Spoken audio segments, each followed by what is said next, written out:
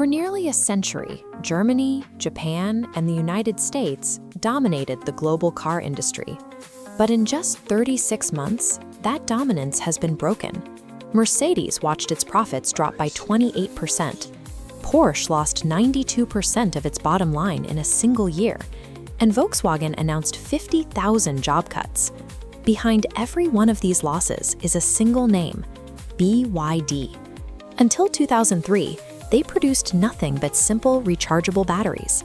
Back then, the idea of them competing with Tesla was so absurd that Elon Musk laughed when asked about them on live television. Today, BYD sells more electric cars than anyone else on the planet. To understand how a battery workshop outmaneuvered the world's most entrenched industry, we have to look at a system the West is currently unable to replicate. The foundation for that system began with an engineer named Wang Chuanfu. He believed the future of the car was the battery, and since he already mastered the battery, he decided to build the vehicle around it. This led to extreme vertical integration. While competitors rely on hundreds of outside vendors, BYD manufactures almost everything in-house, from the semiconductors and motors to the windshields and headlights. When the global supply chains froze in 2021, BYD simply kept building. They also targeted a massive overlooked market. While Western brands focused on expensive, pure electric vehicles, Wang poured resources into plug-in hybrids, capturing millions of consumers in regions where charging stations were still rare. In 2020, they released the Blade battery. It was cheaper to produce, lasted longer, and didn't catch fire during safety tests. It was so efficient that Tesla itself began buying BYD batteries to power its own cars. This vertical system is now studied in business schools as a triumph of innovation. But this engineering success sits alongside a separate, much more complex financial reality. BYD's growth isn't solely a result of better engineering. They are operating within an economic framework designed by the Chinese state specifically to disadvantage foreign competition. Between 2015 and 2020, BYD received roughly $4.3 billion in direct subsidies. In certain years, the checks written by the government were higher than the company's entire net profit. They were provided with free land, zero-interest state loans, and guaranteed public contracts for city bus and taxi fleets. This creates a mathematical impossibility for companies like Toyota. On a standard margin, a brand covers all costs through the sales price. BYD's margin is propped up by a hidden subsidy block, allowing them to price vehicles below actual cost and still profit.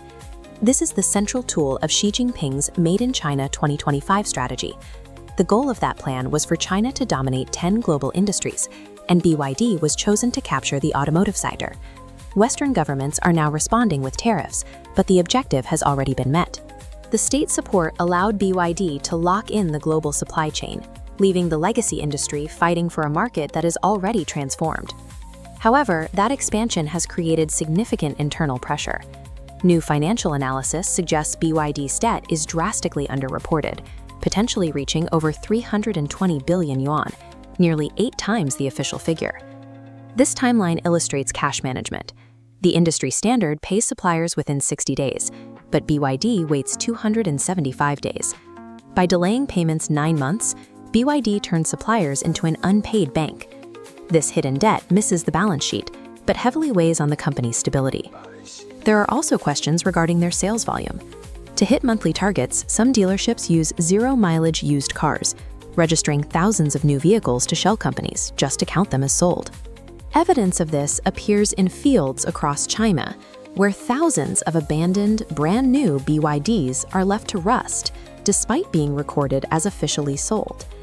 When the metrics for 4 million sales include vehicles left in parking lots and off-book debts to suppliers, the legitimacy of BYD's explosive growth becomes much harder to verify.